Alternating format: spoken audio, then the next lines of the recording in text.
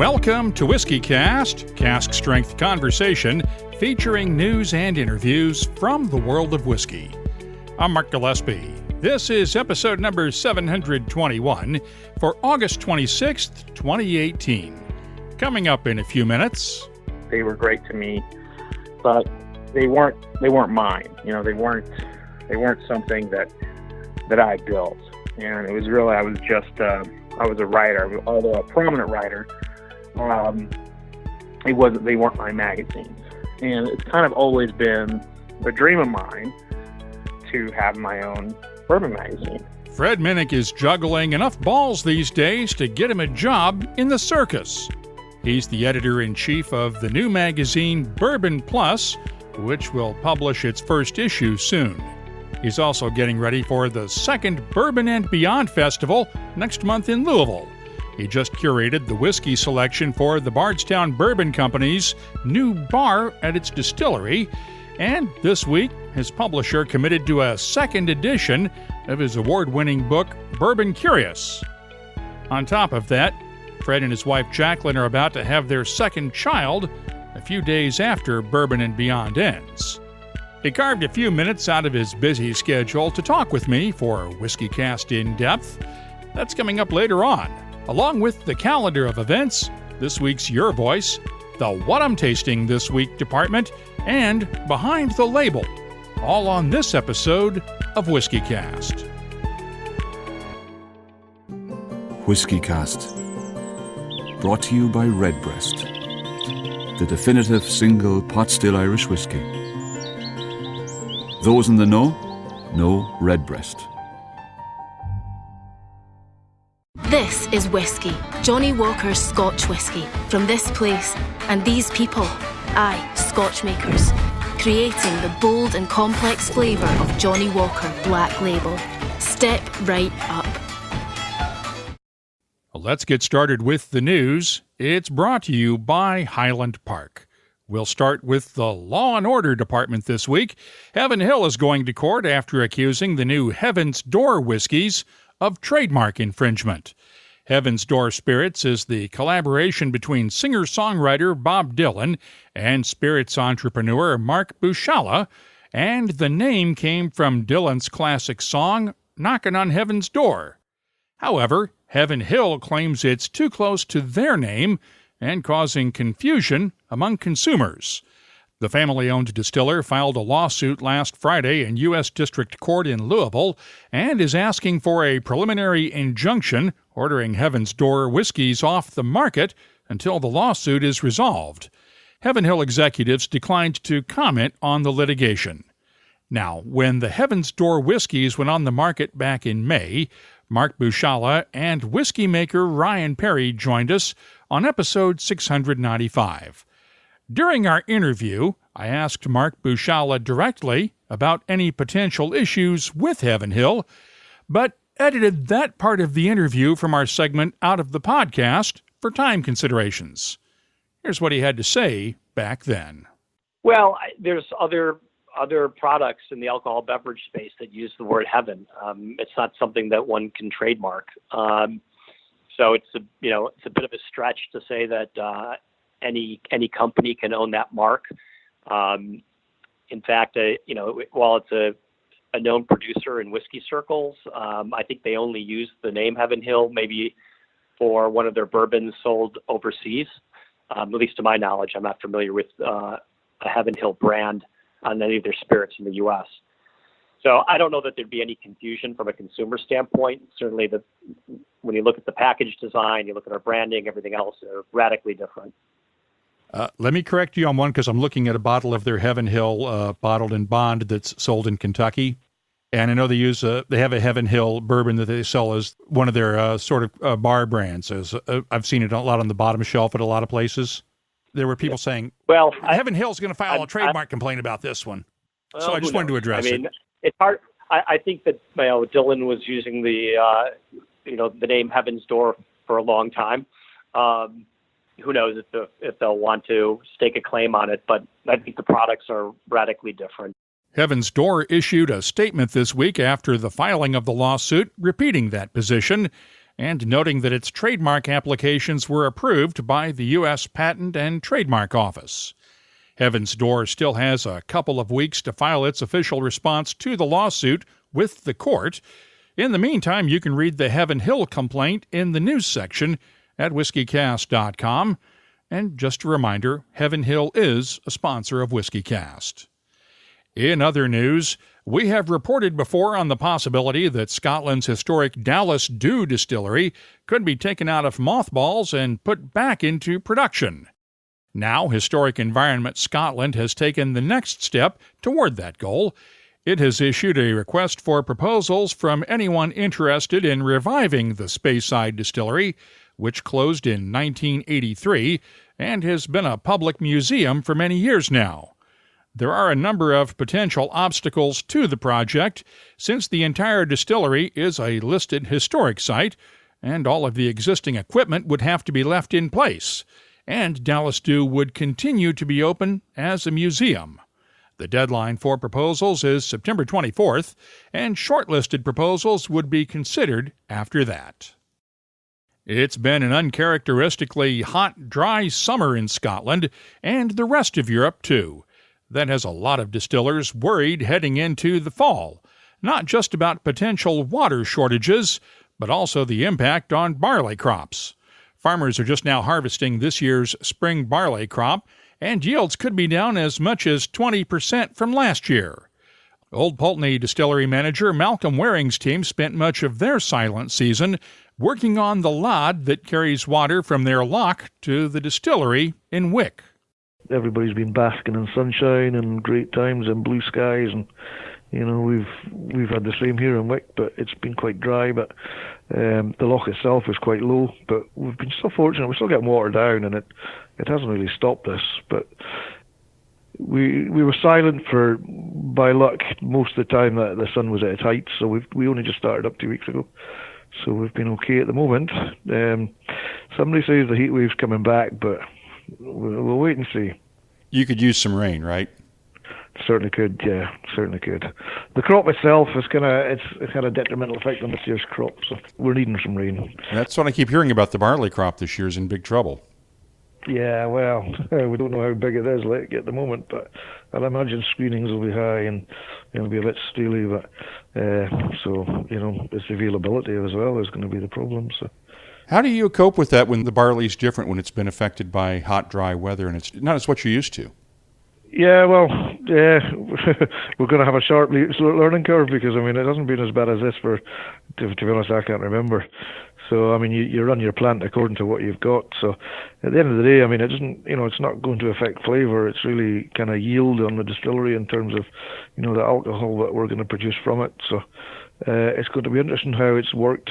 So, you always get an indication from the maltster on what he's predicting in that as well. So, you speak to these guys and, you try and, get a hold of it and try and work with it and see how things go. So, but it's like everything else, it evolves and it changes. What we're doing on one site might necessarily work at another site and vice versa. According to the Scotch Whisky Association, about 90% of the barley used for whiskey production comes from Scottish farms. This is a developing story. We'll keep you posted as things change. Meanwhile, one of Scotland's major distillers is expanding its American whiskey business. William Grant & Sons unveiled its new Fistful of Bourbon this week in Texas. It's the first time Grant's has developed its own American whiskey in-house, though the company has owned the Hudson whiskey brands for several years and bought its distiller, Tuttletown Spirits, last year. Grant's has made major moves into Irish whiskey over the last several years after acquiring Tullamore Dew, and the company's Emily Ivers told us this week that bourbon was the next logical step. We thought about where innovation might lead us next. American whiskey became a very clear opportunity, and bourbon in particular. Obviously, the largest share of the whiskey category at 39% share and growing really well. But we knew, in thinking about introducing the new bourbon, we knew we had to do something really unique and something that was not done in the category yet. And that's really where the idea of the blend came from. So obviously something that's pretty unique, but very much in our DNA and, something we know very, very well. Unlike most bourbons, Fistful of Bourbon is a blend of straight bourbons from several undisclosed distilleries, and really unlike most bourbons, the blending was done in Scotland in a manner similar to blending Scotch whiskies. Blender Kelsey McKechnie worked with maltmaster Brian Kinsman to create Fistful of Bourbon. When we started looking at Scotch, and obviously it's a lot lighter. When we think of Speyside spirits, it's not as that full-on upfront flavour. Something that we really wanted to bring to the bourbon category was this idea of layering our flavours together, adding complexity to the blend. We obviously wanted it to be a typical bourbon in the sense that it's got that big upfront sweet flavour, but then off the back of that, really to layer in our other 5 straight bourbons. So there's really, a little bit something in terms of when the spirit passes down, you're left with a stronger aftertaste, and there's just a lot more complexity to it as well. So that big hit that we're talking about, so it's that big initial sweet oak vanilla hit to it. Then off the back of that, you've got a lot of floral and herb notes coming through, and there's a little bit of spice in there. And then really, for me anyway, as soon as it passes, the aftertaste you're left with is that mouth-coating toffee flavour. The whiskey will be available only in Texas at first, with plans to expand nationally in the U.S. over the next couple of years. Export options have not been announced yet. Fistful will sell for around $25 a bottle, and you'll find my tasting notes for it at whiskycast.com. Elsewhere in bourbon, Michter's is releasing its first batch of its US1 toasted barrel finish bourbon in 3 years. The last release came in 2015, and shortages of whiskey have kept it off the market since then. It's made by taking the standard Michter's straight bourbon and finishing it in barrels that have been toasted but not charred. It'll be available starting next month for around $60 a bottle. In Scotland, Highland Park is releasing a 50-year-old single malt for the first time since 2010. It comes from 2 sherry-seasoned hogsheads filled in 1964. Those casks were moved to Glasgow in 2009, traveling separately just in case. The 2 casks were vatted together for another 8 years, along with a small amount of the 2010 50-year-old mixed in. Only 274 bottles will be available worldwide, with 77 coming to the U.S. The recommended U.S. retail price, $15,000 each. At the other end of the age spectrum, Kingsbarns Distillery is about to release its very first single malt, using first fill ex-bourbon casks filled in 2015. The Founders Reserve inaugural release will only be available to members of the Kingsbarns Founders Club starting in December. The first public release from Kingsbarns is expected sometime next year. If you've been into whiskey for a while, you might remember the infamous Bruichladdich Yellow Submarine releases from the mid-2000s. They got that name after a small unmanned yellow submarine from the UK's Ministry of Defence was found by a fisherman off the Islay coast. And the ministry claimed it wasn't theirs, even though it came off a British Navy ship and had Ministry of Defence painted on it. The original 18-year-old WMD, for Weapon of Mass Distraction, was released in 2003, and the first Yellow Submarine edition, WMD2, was a 14-year-old distilled in 1991 and released in 2006. 2 years ago, Bruichladdich sold 2 4.5-liter Big Daddy bottles of the WMD2 for charity during the 2016 Islay Festival, and opened up 2 more bottles to pour during their festival day. Now, what head distiller Adam Hennett says is the absolute last of that 1991 Yellow Submarine spirit has been bottled as WMD3, The Legend Resurfaces. The label says it's 25 years old, but it's actually 26, according to the distillery. 1,991 bottles are available. Get it? 1991. The distillery's online price, £297.50, around $382 each, with a limit of 1 per person.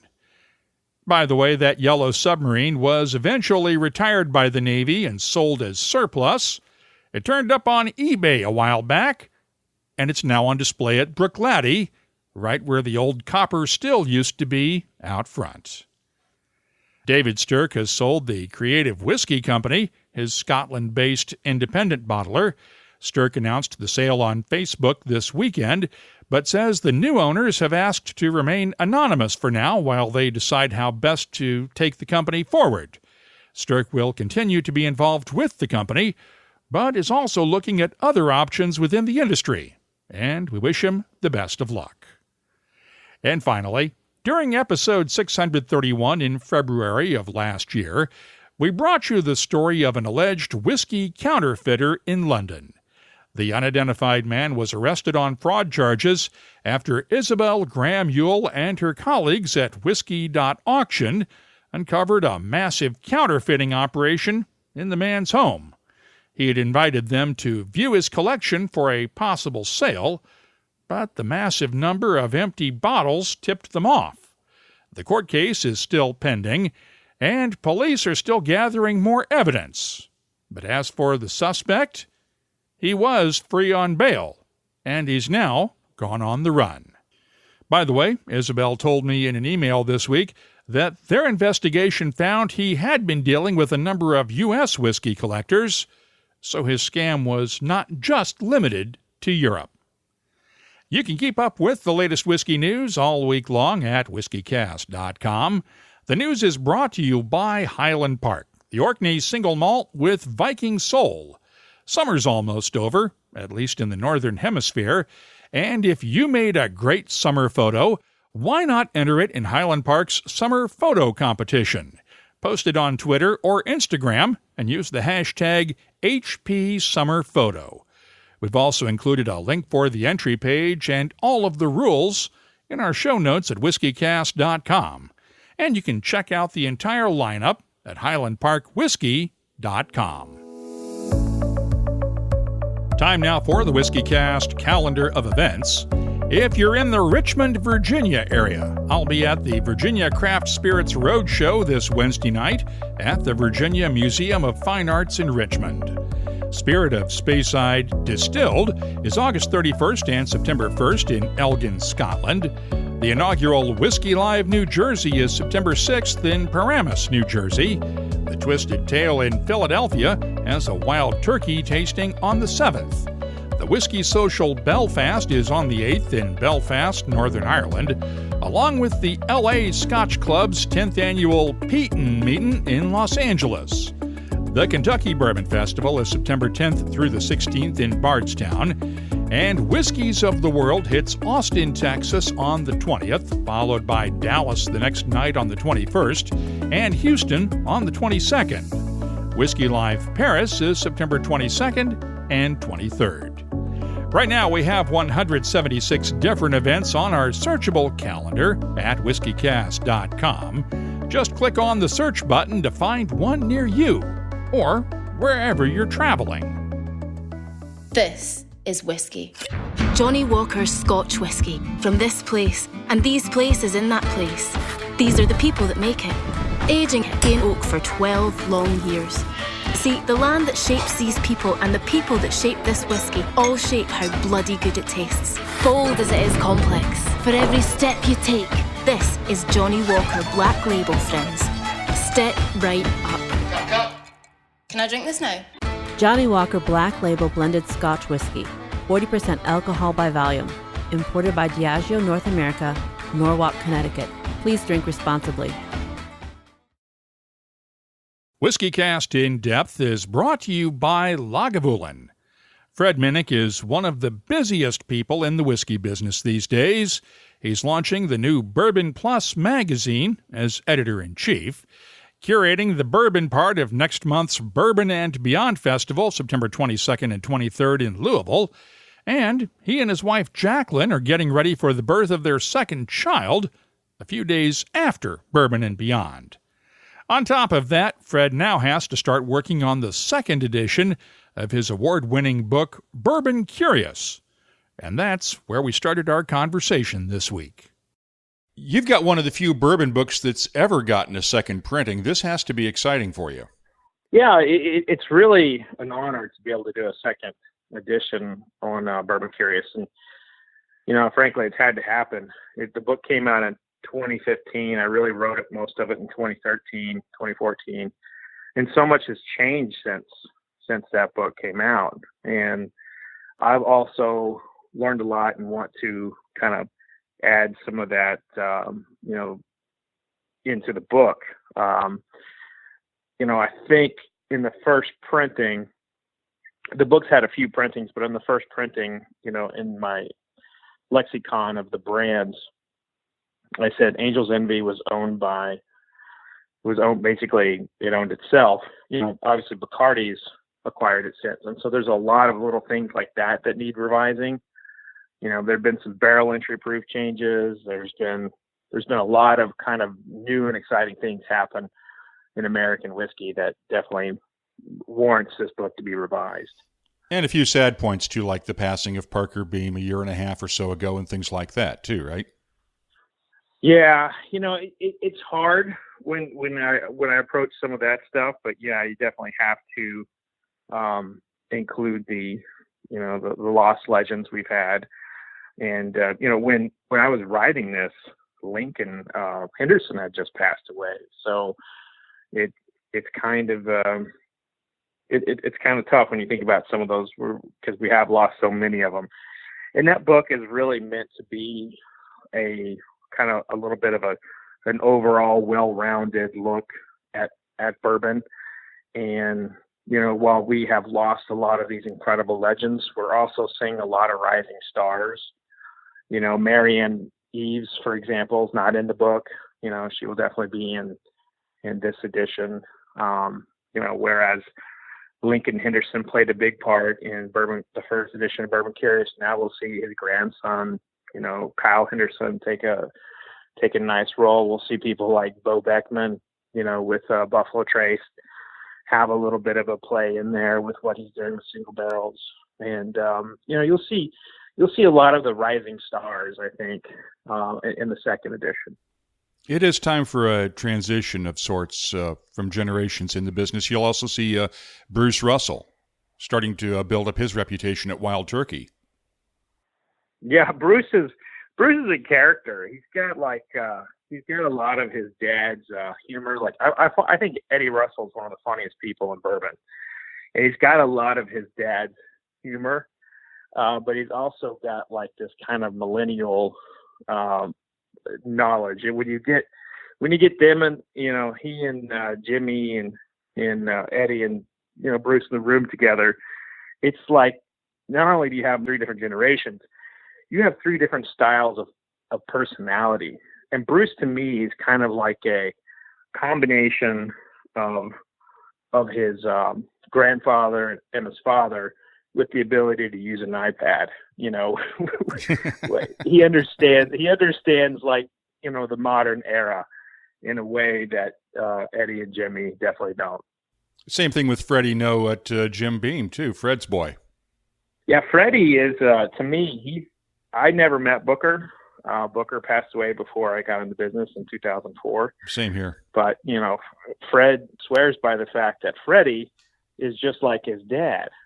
And if you see what he's done with the whiskey, just kind of taken a no holds barred, just doesn't give a flying fart what anybody thinks about what he's doing.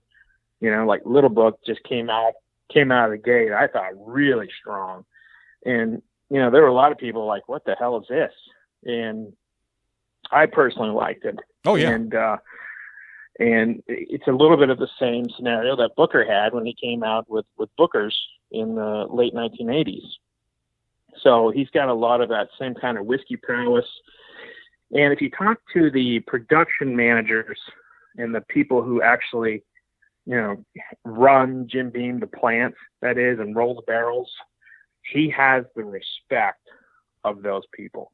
And that's how you know that he does have a touch of his grandfather in him, because, and Fred has the respect too, don't get me wrong. Oh yeah. But he certainly, he carries himself in a way that I think, the new generation of American whiskey needs. We need that strong kind of personality, who will, I think ignore the brass a little bit to do what he thinks best for the whiskey. Let's also talk on the book front. Your mead book is getting rave reviews too, and we don't really talk about mead very much, but it's worth mentioning. Yeah, I was pretty stoked to see the New York Times reviewed it, and it's my first New York Times review. I've written, it's my 7th book, and I was like, well, I guess seven is the lucky number for me. But makes sense. Mickey Mantle's number was number 7. So, but it was, I was amazed that I got that kind of attention. It's a genre that will probably, it'll never take off like bourbon or anything like that. I'm just fascinated with all things drink, and I like covering the history of anything that's fermented or distilled. And I was looking at things that I could write about, and I kept in all my research for Whiskey Women and some other things I've done. I've came across a lot of like old text that was referring to mead, and that kind of started my investigation into it a little bit. And I was like, yeah, what the hell, I'll do this. I just kind of in a way, writing mead was an effort to challenge myself. I think in the last 4 or 5 years, I'd kind of written.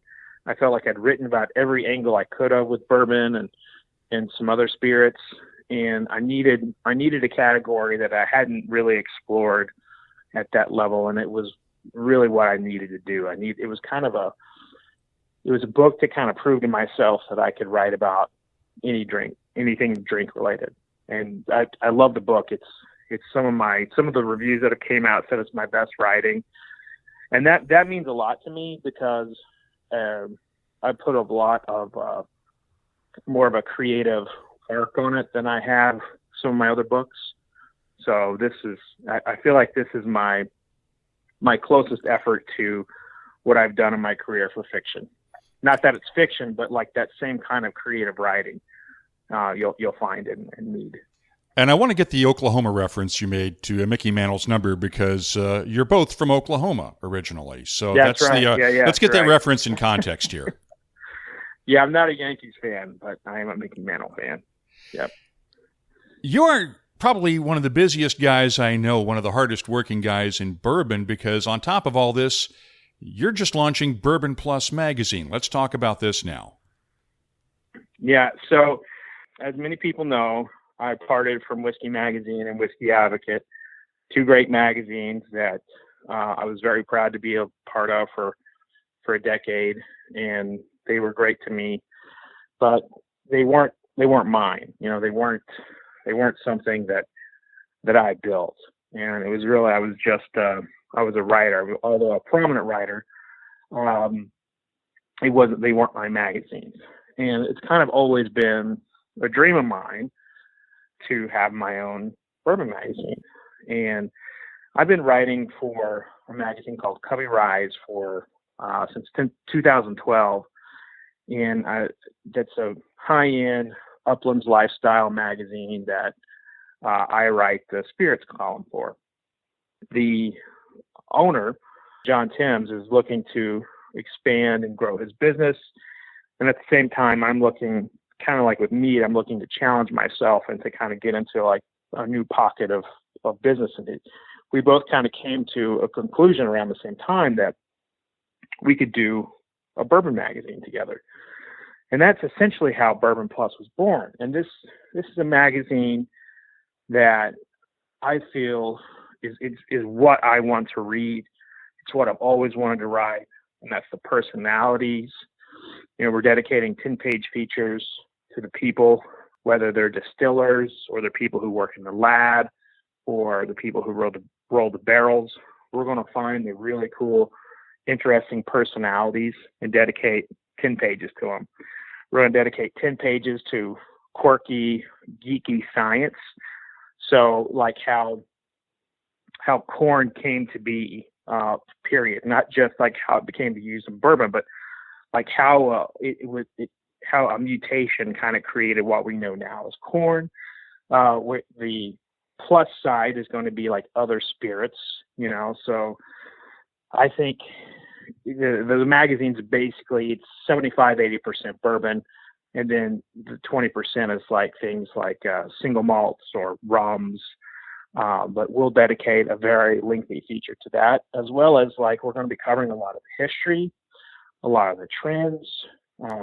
Like in the first issue, we write the history of music and whiskey, and there's like this incredible connection between Jack Daniels and Rebel Yell, and all these iconic American whiskeys. They have an amazing connection to music and musicians, and there's a lot of these iconic photos of Keith Richards and Jimmy Page, glugging whiskey backstage before they go into a major concert. We're also exploring a lot with vintage whiskeys. We're taking a really in-depth look at numbers, like some really unique numbers that you'll see in Sports Illustrated. They have this page called By the Numbers. We have a very similar page to that, and we break down the various numbers that you see in American whiskey, like how many barrels are in a given warehouse, how many layers are in a column still, things like that are fun to read, and it's very high end with photography. We've got the best writers, got Clay Risen, Lou Bryson, Chuck Cowdery, a lot of people I'm very high on in this magazine. I really believe it's what bourbon fans want to read, and we're not doing reviews. That's something that I think might strike a lot of people as odd, because the format of most whiskey magazines is to do reviews. I think that's a fantastic format to follow. For us, it's not going to be in print, and we're going to be dedicating every page to a story, to the science, to the culture, and it's really going to be, I feel like, the magazine that bourbon fans have always wanted to read. Is this going to be a monthly, quarterly? What is it? The first year, we're going to have 5 issues, and it's going to be quarterly. It's going to be light on ads. So most magazines will have a high percentage of ads. We're going to be on the lower side. So our business model is really built on, subscriptions and editorial. And it's my vision. It's the publisher's vision. And we want people to look at the magazine as a piece of art and to read every single page and not really have to flip through 10 ads before they get to a feature story. So the meat of the magazine is editorial. Now, you talked a few seconds ago about this first issue featuring bourbon and music, and I guess I couldn't have written a better segue to talk about Bourbon and Beyond, that other little thing that you've got coming up in about a month from now in Louisville. Yeah, and you're part of it too. Yeah, you're moderating some seminars there, and if my wife happens to go in labor, you're my backup. So you're a big part of it as well. But Bourbon and Beyond is, last year it drew 50,000 people. This year it's on pace to break that. And what it is an amazing festival. It has music. So for music, I'm saying like Lenny Kravitz, John Mayer, Sheryl Crow, some guy named Robert Sting, a lot of heavy musicians. And there are two main stages, and then there's a bluegrass stage. So you get a touch of like Americana music, kind of classic rock, or you can listen to bluegrass. And so you have like kind of touch every little piece of great Americana music. And then we have the food side. We have a culinary stage where I'll be doing stuff with top chefs, Tom Colicchio, Aaron Sanchez will also be there. You'll have Edward Lee, Anthony Lamas, Jose Salazar, a lot of these brilliant celebrity chefs that are on TV all the time, and their food's amazing. they're going to be doing cooking demos, talking about, cooking with bourbon. And on the bourbon side, we've got all kinds of really cool seminars. My favorite that I've been working on a long time on is called Jack and Jim, What's the Difference? Where I get master distiller from Jack Daniels, Jeff Arnett, and master distiller from Jim Beam, Fred No, on the stage.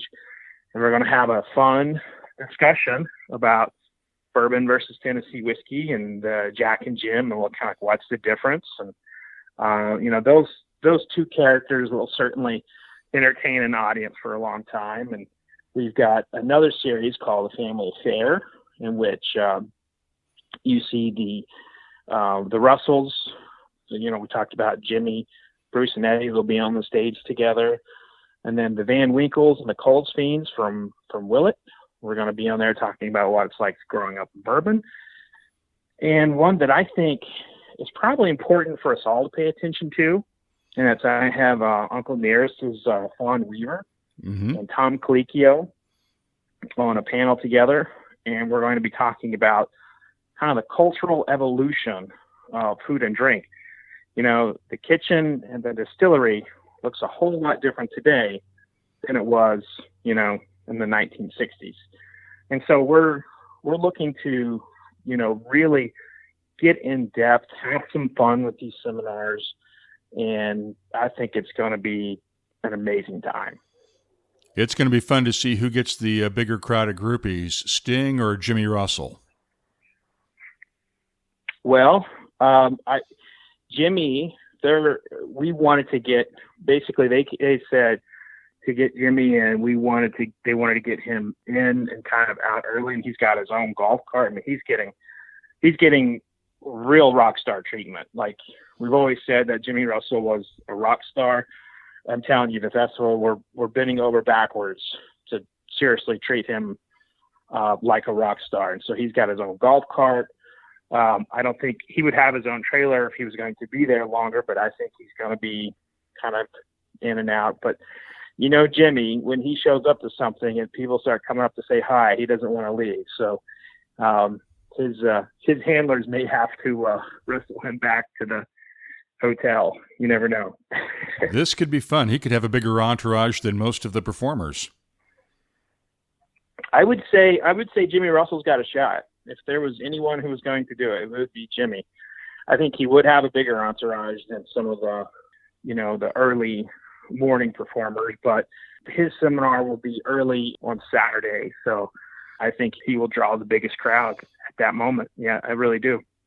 Now, we all know about these concert riders that the performers have specifying what has to be in their trailer, the dressing room, the no green M&Ms thing. Any of the bourbon guys give you unusual demands other than Jimmy getting his own golf cart? Wes Henderson is interesting. He likes to play it up a little bit. He asked for only green M&Ms, but he was just joshing with us, of course. But he's always a fun one, Wes is one of these guys that he's a little bit of a Bill Samuels Jr. and as ornery as Jimmy was in his heyday. But he's also a fireman, a volunteer fireman. So he's got some chops to, some real life chops to go with the orneriness he has. But he's always a fun one. Last year I think he did have a half a trailer, an air conditioned trailer. So I think he was an envy of the culinary side. So it depends. The trailers and so forth, they usually go to people who are at the festival for an extended period of time. There will be a bourbon green room. So that's one where you have people who are on the bourbon stage will have access to this green room that Bardstown Bourbon Company is putting together, and there will be some vintage whiskey back there and stuff. But that's one that I think will be the one green room every bourbon geek wants to get to. And tickets are still available for this, right? Yeah, VIP is sold out completely, but general admission, which you still have all the access to the seminars, the bourbon seminars, the culinary seminars. They're not They're not ticketed. They're free. So you still get access to that even with like a general admission pass. And you get access to Larceny has this pizza pairing room. Rabbit Hole has a speakeasy. And they partnered with Death and Company, and their cocktails are just phenomenal. Jim Beam has a tiki bar, and Maker's Mark has like a kind of like a barbecue pairing area. So there's a lot of really cool spots within the general admission that you can still get a lot of. And the Diesel cigars are there. You'll have like if you like cigars, there's a nice cigar lounge. There's a lot to do at this festival, and it's on a former golf course right on River Road. So it's enormous. Like I can't remember the square footage, but it's something like 4 or 5 football fields. It's a very long park. Now you mentioned also Bardstown Bourbon Company here, and I guess we can't let this go without talking about the bar that you curated for them now that they have their visitor center open. You pulled together. Yep. You've been busy, my friend. Yeah. I had. It kind of goes back to what I was saying about the mead book. I'm always trying to challenge myself, and for years I had people wanting me to help them with their bars or something. And I always said no. Well, the passing of the vintage spirits law, I started saying yes, but I wouldn't do anything that I felt like was a conflict from a whiskey perspective. Like, I'm not going to help someone make whiskey. First of all, I'm not a distiller. I'm not going to do anything like that. But what I could do is I could find really cool bottles that I am, I've been doing myself for a very long time. And so I'm going around finding old bottles for people. I did it for Bardstown Bourbon Company, and that menu is amazing. If you get a chance, go check it out. I got a bottle from the 1800s in there, got some early 1900s, and every bottle has a really cool story to it. And there's some nice value in there as well. And then I'm curating this bourbon auction for our art museum called the Speed Art Museum. And I found the number 10 off the line bottle of Pappy Van Winkle 23-year-old. And the starting bid on that is $20,000. When is that auction? September 21st. So somebody can come into town for that and then stay for the weekend for Bourbon and Beyond. Yeah, it's actually connected with Bourbon and Beyond. So Bourbon and Beyond is it's helping, bring awareness to it. And that's kind of how I got involved.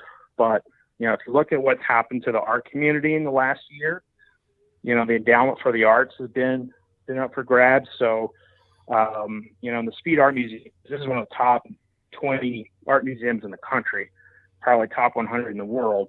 And it's like this hidden gem right by the University of Louisville campus. And all the bourbons have a connection to it. And so everybody wants to help this museum in a big, big way. And I think what we're pursuing here, could end up becoming the one auction that could compete for bourbon, could compete with Scotch. Every year we see Macallan's going for, $100,000 to $1 million. Bourbon doesn't have anything like that. And I think this, the Speed Art Museum and the auction, I think it could really draw a lot of eyeballs, because in addition to that Pappy, I was able to procure a bottle from 1952 that was specifically bottled for Colonel Albert Blanton, who the last time this bottle came up for auction, it went for something like $17,500. It's a very rare bottle, and really only employees got it.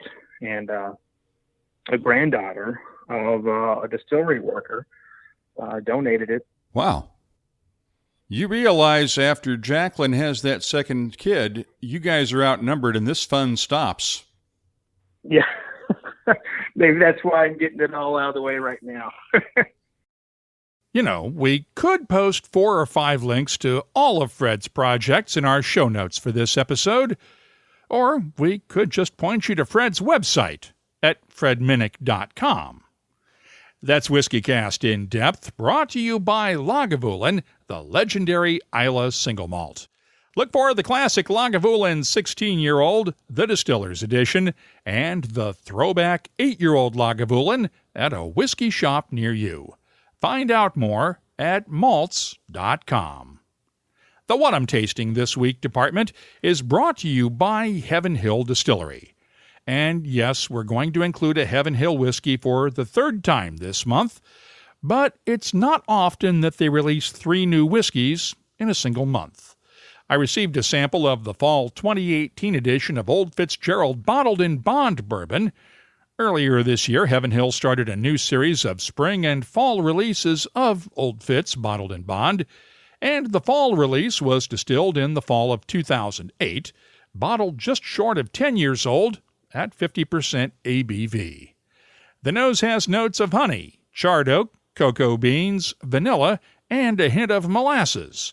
The taste starts off with a hint of caramel cola, followed by black pepper, vanilla, honey, and just a hint of cherries.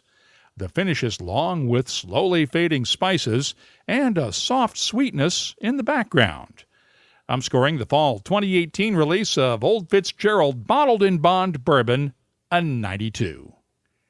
Next up, let's look at the Kilchoman 2007 Sherry Cask 10-year-old. It's a single malt bottled exclusively for the Whiskey Exchange, and it's a single cask bottling too, at 58.5% ABV. The nose has peat smoke with a fruity sweetness. Think of grilled pineapple, along with apple pie with cinnamon, and touches of honey, vanilla, and toffee for a rich and complex aroma. The taste is peaty and spicy with a touch of ashiness, along with cinnamon, allspice, toffee, and honey notes. The finish is long and smoky, but not overpowering. I'm scoring the Kilchoman 2007 Sherry Cask bottling for the Whiskey Exchange a 93. I'll have more tasting notes in just a minute, but first, our tasting notes are brought to you by Heaven Hill Distillery, proud to announce the 2018 edition of Parker's Heritage Collection. This year's edition carries on Parker Beam's legacy of excellence and innovation with a unique bourbon finished in orange Curacao barrels that accent the bourbon's own natural hints of citrus. Once again, sales of this year's edition of the Parker's Heritage Collection will benefit the ALS Association. Find out more at heavenhilldistillery.com. Think wisely, drink wisely.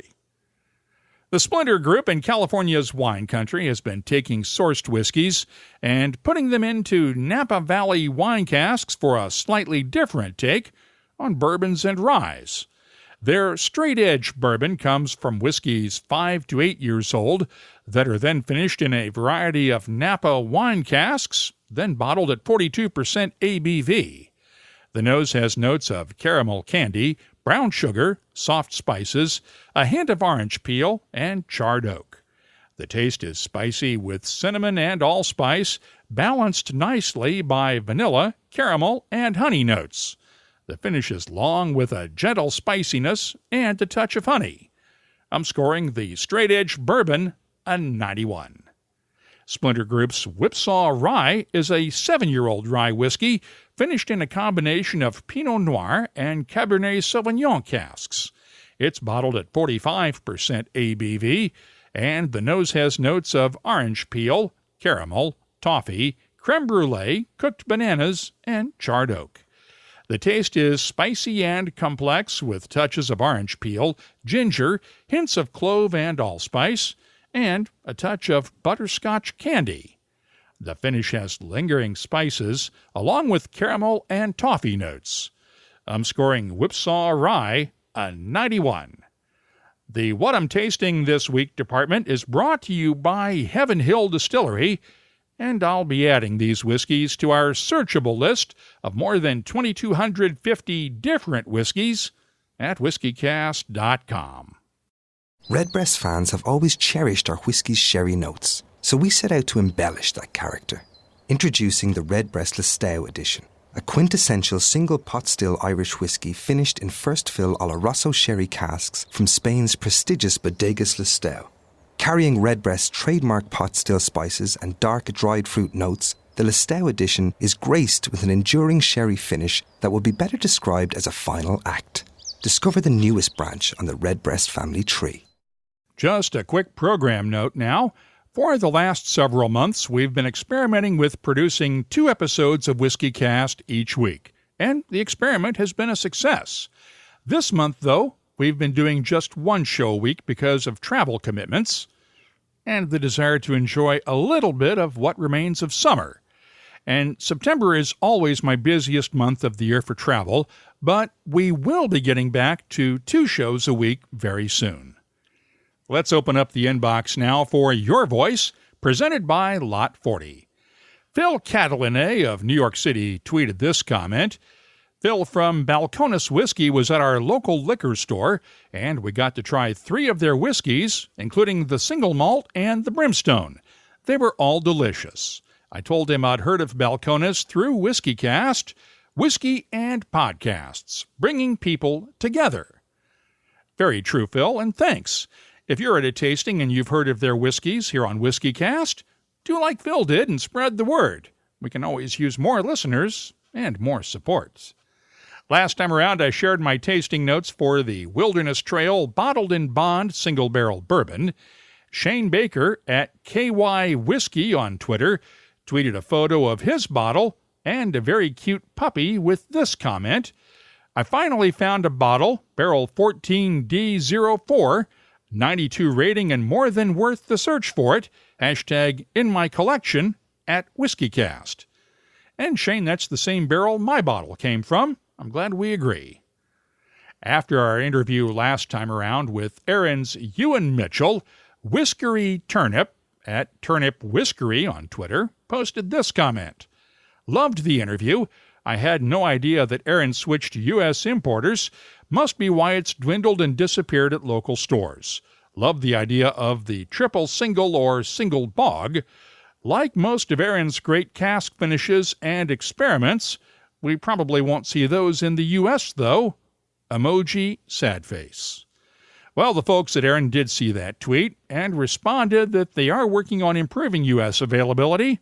As we mentioned during that interview with Ewan Mitchell, they did change U.S. importers recently, and there's always a bit of a lag time in catching up whenever there's an importer change. Finally, there were a bunch of comments on the Heaven Hill lawsuit against Heaven's Door Spirits over trademark infringement. Greg Butler in California, at Butler B on Twitter, summed it up this way. Heaven's Door should thank Heaven Hill for all the free publicity. And we love it when you share our stories, and this one was particularly popular in the legal community. Heather Antoine, a whiskey-loving intellectual property lawyer in Southern California, did just that, along with this comment, trademark infringement and whiskey in one article. How could I not tweet this one? Hashtag trademarks, hashtag IP, hashtag whiskey, hashtag Bob Dylan. Thanks, Heather. And if you have anything you'd like to share with whiskey lovers around the world, you can always post it on the Your Voice page at whiskycast.com or find us on social media. We're on Twitter, Facebook, Instagram, and Tumblr at WhiskyCast. And if you're not into that social media thing, our email address is comments@whiskycast.com. Your Voice is presented by Lot 40, Canada's award-winning 100% pot still rye whiskey. Lot 40, unapologetically Canadian. Please drink responsibly. Let's close the show out now with Behind the Label, our look at the science, history, and other things that make whiskey unique. That was easier than I thought it would be. Oh yeah. Just hold your hands up here for just a second. Okay. Just put your arms down, relax. Head forward just a little. There you go. Good.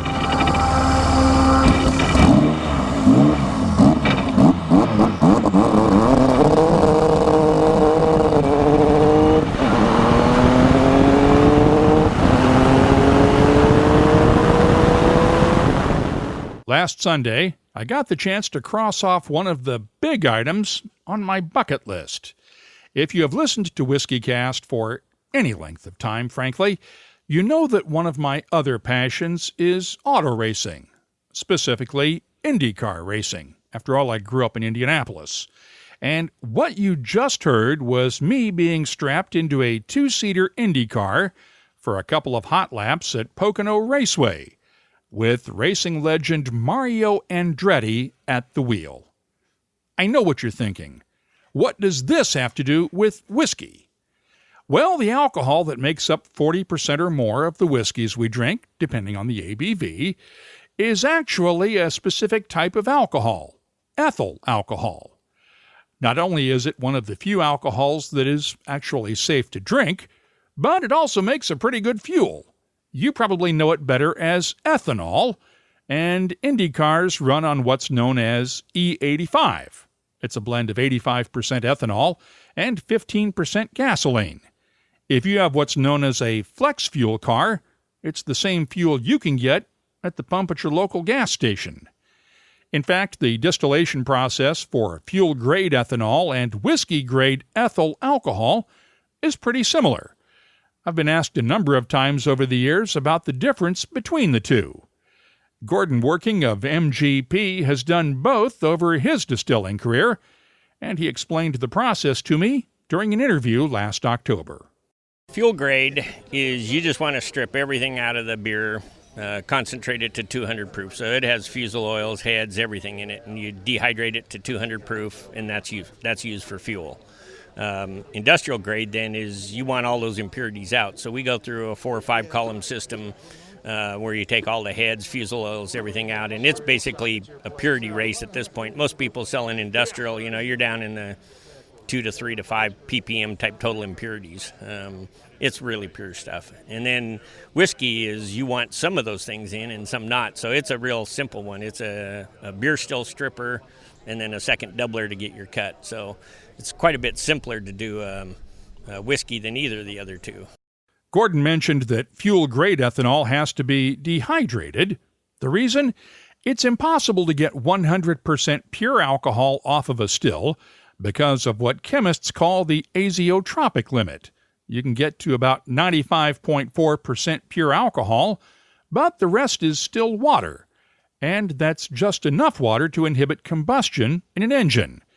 Dehydration removes the rest of the water, and blending in a small amount of gasoline also helps improve combustion and horsepower. In this case, enough to push that IndyCar two-seater I rode in last Sunday with Mario to around 180 miles an hour, while the race cars themselves can hit speeds of almost 230. Now, could you run a car on new make spirit straight off the still? Most of the time, no. For instance, in the U.S., whiskey distillers are not allowed to take spirit off the still at anything above 80% ABV. But there are some exceptions. You might remember Bruichladdich X4 quadruple distilled Islay single malt from about 10 years or so ago. That final spirit came off the still after 4 trips through at over 90% ABV, and just to prove they could do it, Bruichladdich used it to fuel a race car for an exhibition on the island. The other notable exception, Penderyn Distillery in Wales uses a unique type of still known as a Faraday still and takes its new make off the still at above 90% ABV. They do reduce it with water before filling it into barrels, though. One other thing, can you make both fuel-grade ethanol and whiskey in the same distillery? Technically, no, at least in the U.S. That's because the Treasury Department's Tax and Trade Bureau regulates both types of distilleries, and if you've ever seen the term DSP on a whiskey label, that refers to distilled spirits plant. It's the basic license a spirits distiller needs to operate legally. There's a different permit for ethanol producers, the Alcohol Fuel Plant Permit, or AFP, and the two types of alcohol are taxed differently as well. Finally, could you take fuel-grade ethanol and put it into a barrel and make whiskey out of it? Absolutely not. Remember, Gordon told us that they leave in all of the heads and the other stuff when distilling fuel-grade ethanol, and that includes methyl alcohol, which can kill you. It's also the other reason E85 ethanol has 15% gasoline blended in, just to make it undrinkable, no matter how long you keep it in a barrel. I want to thank the folks at IndyCar, the Indy Racing Experience, and Pocono Raceway for helping make this segment possible. And if there's something you'd like us to look at on Behind the Label, just use the contact form at whiskycast.com to get in touch with us. That's also where you can find links for our WhiskyCast HD and WhiskyCast Tasting Panel episodes, along with the latest whiskey news, events, my tasting notes, cocktail recipes, photos, and a whole lot more, along with a complete archive of all of our past episodes, going all the way back to 2005. Our cask strength conversation continues all week long online. Look for us on Facebook, Twitter, Instagram, and Tumblr at WhiskyCast, and the email address is comments@whiskycast.com. This is whiskey, Johnny Walker's Scotch whiskey, from this place and these people, aye, Scotch makers, creating the bold and complex flavour of Johnny Walker Black Label. Step right up. WhiskyCast, brought to you by Redbreast, the definitive single pot still Irish whiskey. Those in the know Redbreast. WhiskyCast is a production of Cask Strength Media, copyright 2018, and comes to you from the charming, yet regrettably dry town of Haddonfield, New Jersey. I'm Mark Gillespie, reminding you that when you drink, please drink responsibly. Thanks for listening.